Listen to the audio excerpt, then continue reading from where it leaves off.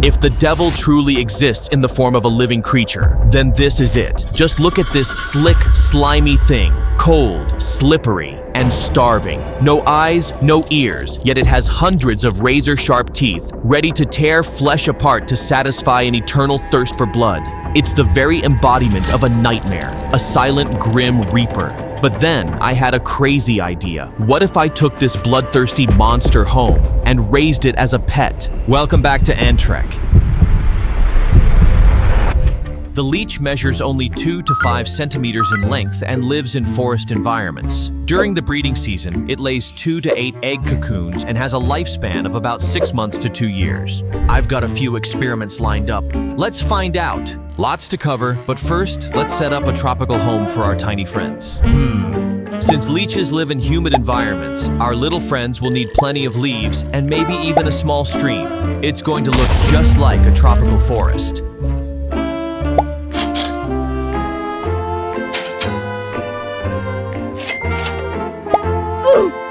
I bought a small tank, added some moist soil for the base, a few pieces of rotten wood, and a bit of green moss to keep it humid. Yes, a tropical resort. Got some foam board here. All right, let's turn it into a mound of soil. I'll glue each piece together with super glue. Simple, though the smell's a bit stingy on the eyes. All right, the frame looks good. I'll pour the soil on, add a bit more glue to secure it, and there we go. The mound sits right in the middle of the tank. After setting up the base for my mini forest, I started decorating. These 2 pieces of rotten wood look pretty nice. I'll place these plants to cover both sides. It gives off such a dense, humid jungle vibe. I'm gonna add more soil, fill up the tank nice and full, and then keep planting more greens in there. And here comes my favorite part, creating a little stream right in the middle. I pour some water and let it flow between the soil mounds. It already feels alive and natural. And ta-da! The tank is finished. I can't wait for my 2 leech friends to arrive. Should I give them names? If you're fascinated by strange and wonderful insects, my channel is the perfect place for you, where every adventure begins. 2,000 years later. The phone rings. My leeches must be here. Yes, they're right here in this box. I can't wait any longer.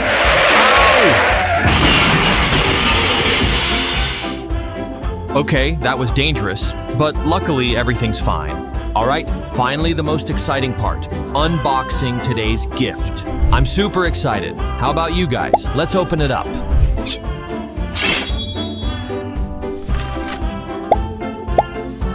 Whoa, they're clinging tight, looking good. Oh my God, they all look the same. So smooth, they'd slip onto my hand in a second. Look at it clinging to the tank. That grip's insane. Touch it and it tightens up like a magnet. You've got to pull hard to get it off. Its head's just a tiny black dot. Looks harmless, but when it bites, oh man, it hurts. Hey, look at that. Its flat body looks like a piece of wet rubber. I'm getting goosebumps. They're actually quite gentle, not squirming or attacking like people often think. Maybe they're just getting used to their new home, checking if it's safe, humid enough, and smells like the forest they came from. It's crawling, its flexible body stretching and contracting rhythmically, almost like it's breathing. Aha, they're hiding. Leeches love dark, damp spots. Under leaves, in rocks, anywhere shady. In this tank, they're almost invisible. Real forest ninjas. They might look cool and a bit dangerous, but actually they've got some impressive benefits, especially in medicine. They're actually used in surgery to prevent vein blockages. Strange, but it works. Of course, that's the medical kind of leech. Oh, and guess what? Their slimy bodies are packed with hirudin and hematin, key compounds for blood thinners and heart treatments. Amazing, right? If you know any other interesting facts about leeches, drop a comment and let me know. Days later, the leech's life took a turning point. In the lab, they're heroes. Out here, just silent bloodsuckers. This creature has lived and survived like a true predator. They have no eyes and can't see, but they can sense the presence of blood through warmth, humidity, and CO2 in the air. When they attack, the victim feels nothing. One meal can last minutes until it swells and moves sluggishly, 5 or 6 times heavier, so full it rolls with just a small drop. A leech leaves only tiny, triangular bites. But don't be fooled. They can carry diseases, small yet packed with the hidden dangers of the wild. I found out that when a leech bites, you should use a flat tool to remove it. Yeah, salt also works well. These soft-bodied creatures can't stand anything salty. You can also use medicated oil to make them let go. I'm curious to see how their little feast actually happens. It would be amazing to witness their strongest instincts in action. The leech's main menu? Of course, fresh blood. All right, look, that's blood. 2 leeches are ready. Let's see if their fiercest instincts kick in. I'm waiting. They're not reacting? What's going on? It's like I just placed a rock next to the bowl of blood. No movement, no sign of interest at all. I thought this would be the highlight scene. I spent all day on this bowl of blood, and it just lies there like, yeah, whatever, man. I'm tired. Maybe they can't sense the warmth, so I'm putting them on my hand. It's crazy, and I do not recommend you try this. Whoa, it's latched on. Cold, like touching a strand of wet seaweed. Oh man, it's slithering across my hand, twisting like a living rubber band, touching, crawling, then wrapping around my finger. The feeling is so strange, not painful, not itchy, just cool and sticky. There it is. Looks like that's where it's gonna start feeding.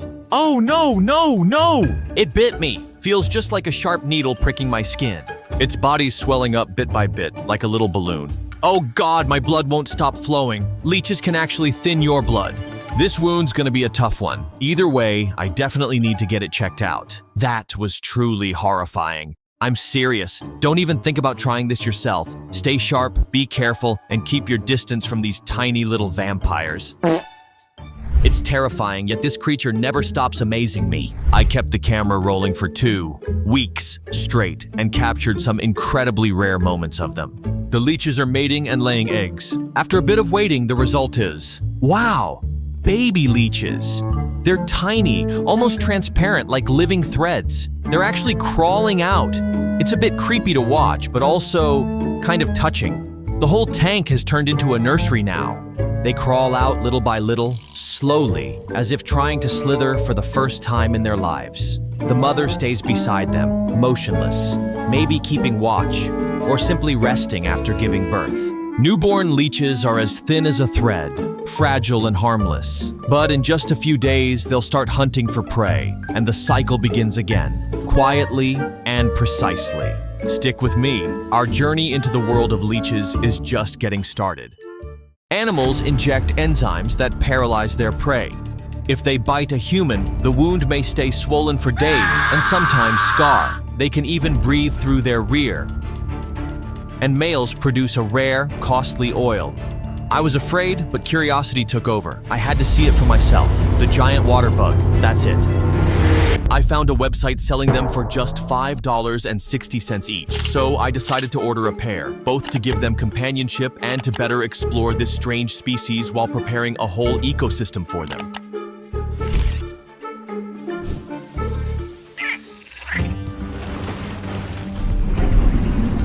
I'm really excited. As long as I get 2 healthy water bugs, the next 30 days of challenges and adventures are going to be absolutely amazing. First, I built a home for them. Day 1. I've got a piece of wood. It'll give our friends a spot to climb out when they've been submerged for extended periods. But that's not all. I'll spread some sand and rocks to make the bottom of the tank.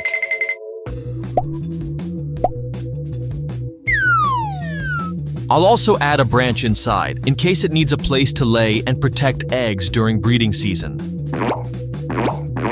Finally, I'll add a big stone, and now it's starting to look a lot like a pond. However, the tank still seems pretty empty. I'm thinking about some nice-looking aquatic plants like java fern and water pennywort. These plants will make my tank less bare.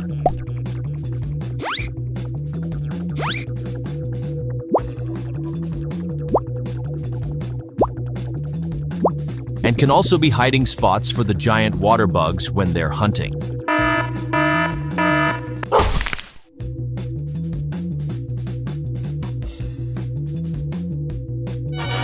tank is done. As you can see, when it comes to raising and testing giant water bugs, preparation is key. Just in time, my special order arrived. When I opened it, they were still in good condition. Next comes the step of identifying them. Some of them were even stacked on top of each other, which looked really funny. At first glance, you might mistake it for a mutant cockroach. When I put a roach on it, it looks real, doesn't it? Compared to the world's largest ant, the giant water bug is still completely superior in size. It's estimated to be over 100 times larger, truly a giant in the insect world. It measures up to 7 centimeters. Looking at these two giant water bugs, can you guess which one is the male and which is the female just by looking? Leave a comment below. Now, let's explore more about this species. Known for its needle-sharp proboscis that can inject enzymes, almost instantly paralyzing its prey. What about humans? Just one sting is enough to cause excruciating pain and a burning sensation like you've been doused with acid. It's definitely an experience no one wants to repeat. So what if I let it crawl on my hand? Would it recognize I'm not prey? I just put it on and I'm really scared. Or should I try sticking out a toe to test it, just like Coyote Peterson did? Honestly, I'm really scared of that stinger. It's a small but extremely dangerous weapon, injecting powerful enzymes that paralyze and dissolve from the inside. Those were the venom experiments, and now let's explore how they actually live underwater. Day 5. After a long time away, the two giant water bugs also need to return to their favorite environment. It's really strange. When I put my two friends in the tank, they hugged each other tightly. Does anyone know what they're doing? Please comment below about this phenomenon. To make them feel more like pets, I named my first two giant water bugs. Anna, the one with personality, and John, the calm guy. When John touches the water, he prepares a snorkel located at his tail. From what I've learned, giant water bugs can draw air into a chamber under their wings. This air bubble acts like a DIY scuba tank. When they run out of air, the remaining waste gases are expelled and the bug surfaces to refill its bubble. For my giant water bug, when it touches the water, it pulls its snorkel up close to the surface, protruding just a few millimeters to draw air into its spiracle. This air then travels through a branching tracheal system throughout its body, supplying oxygen to its tissues. When on land, it raises its tail high. These two breathing tubes will open to take in air. They look like two long pointed needles covered in hair on its body. Oh, and one thing I really want to do to make the ecosystem richer is to add some fish. Day 8. Because giant water bugs can take down and devour prey many times larger than themselves. A nearly absurd strength ratio, like a human eating an entire elephant. That got me seriously curious. What if I introduced an oversized prey into the tank? Would they actually dare to take it on and handle it, just like the legends say? But the experiment with a larger prey will have to wait a few more days. For now, Anna and John are still in the process of adjusting to their new environment. I'm going with a gentler approach, introducing small fish like sardines,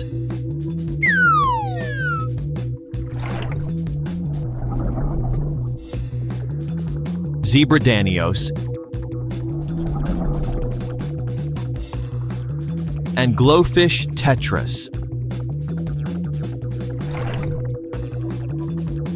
The fish swam in front of John, but strangely, everything was completely silent. Maybe it's hiding, making itself invisible to trick the fish swimming around. They were still, so cold they made you wonder, do the fish really exist? Are they not hungry yet? Or are they just playing it cool, waiting for the perfect moment to deliver a fatal blow?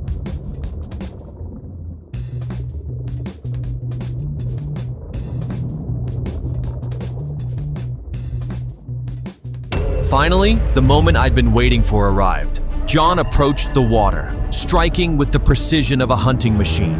Its front legs snapped shut in a flash, holding the small fish tight. Immediately after, it injected its stinger and pumped in digestive enzymes, breaking down the tissue and internal organs, turning the prey into liquid. Instead of eating in the usual way, it sucked up the pre-digested part, a liquid meal rich in nutrients that didn't require chewing or swallowing. As for Anna, she didn't seem to care about the fish at all. By the next day, once both had settled into their new environment, survival was no longer their only focus. Anna will quietly follow and approach John, carefully inspecting him. And if he meets her standards, their bond will be sealed in what can only be described as a perfect match in the wild. I observe John actively calling for a mate by shaking his rear end. That dance sends out vibrations underwater, a unique form of communication that doesn't use sound like many other species. And that's the moment I love the most.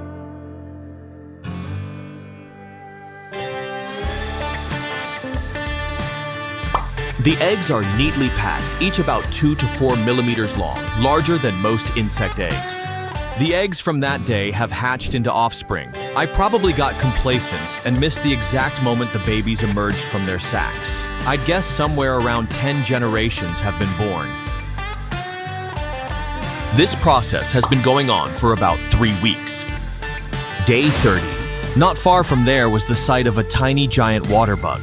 Just a few hours later, its soft exoskeleton began to harden, and its cuticle gradually turned dark brown. That's a sign its survival instinct had been activated. Bark on its first journey, hunting, stinging, and paralyzing, then liquefying its prey, just like its parents did. And so, our journey concludes here for now. Are you curious about any other insects in the world? Don't hesitate to leave a comment below. So, we've just learned about giant water bugs. Watching them hunt underwater was super impressive, and keeping them myself has been a really cool experience. This is my tiny bestie, John. Over the past 50 days, John has been on a magical journey from a tiny, fragile tadpole swimming underwater to a brave little frog ready to conquer the world. And me, with all the patience and excitement I could muster, I had just one goal: to become his very best friend. But making friends with a frog isn't exactly easy. John will have to face countless challenges as he learns to adapt to his brand new world. Can a small friendship between a human and a frog really overcome it all?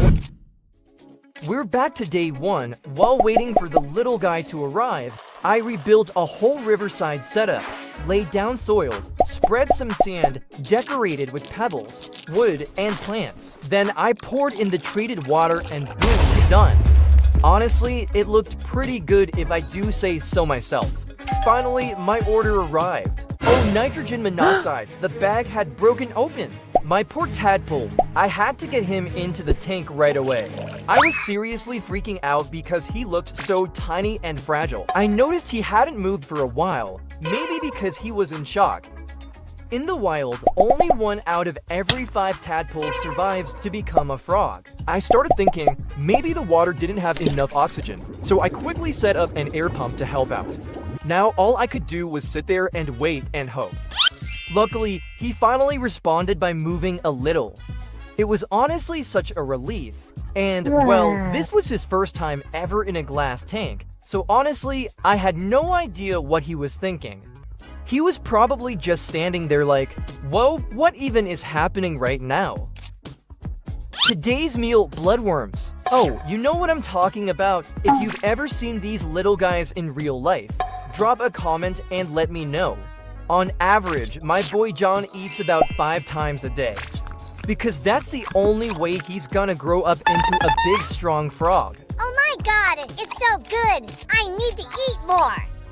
Oh, and here's some awesome news. I just noticed that John's grown to little back legs. That's a huge sign he's getting bigger and 1 step closer to becoming my awesome little frog buddy. Everything looks fine, but in reality, my little frog is facing a growing danger. The water in his tank is starting to get dirty fast. All the waste he's been producing is building up like crazy. If I don't jump in and fix it soon, that waste will keep breaking down, algae will explode everywhere, and a thick, Gross green film will take over the water. The air in his whole little world could get totally wrecked, and that's bad news for my froggy friend. But it's all good. I fired up the water filter with the look of a warrior heading into the final boss battle. And guess what? We're welcoming a brand new friend for John. Meet Mimi the snail. Mimi got right to work, cleaning up the tank like a pro. But the best part, he actually made friends with John. Hey there, I'm Mimi.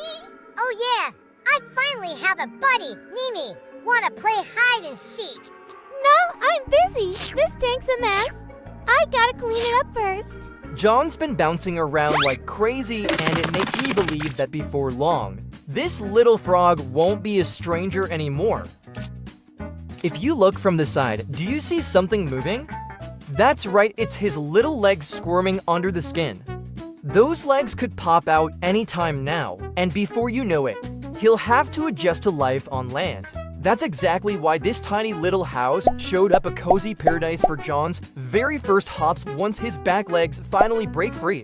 What do you guys think? If you feel like something's missing, drop a comment down below. The glorious moment is finally here.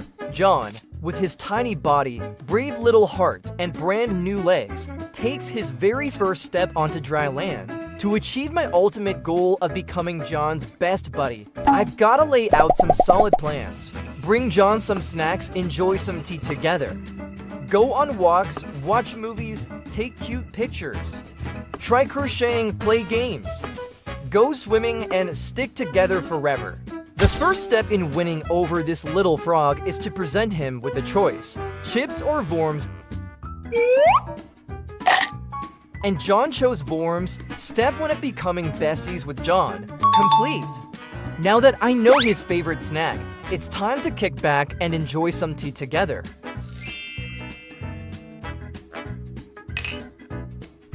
Taking a stroll across the grass.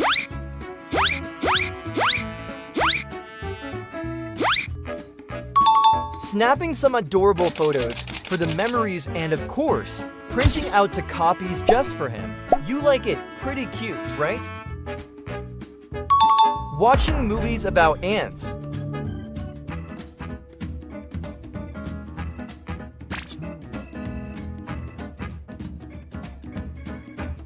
Hello.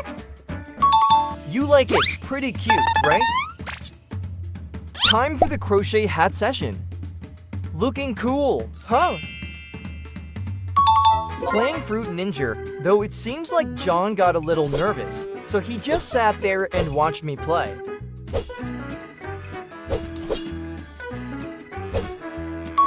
Hitting the pool looking pretty cool, right?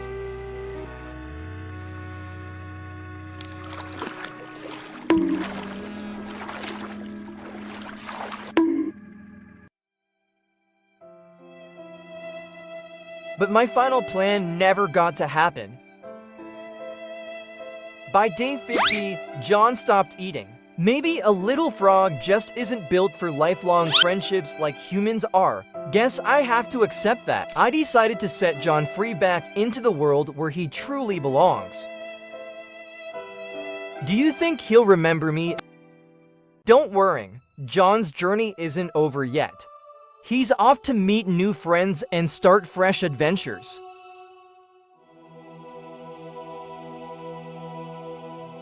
If you're enjoying this adventure as much as I am, don't forget to hit that like button and subscribe to AntTrek.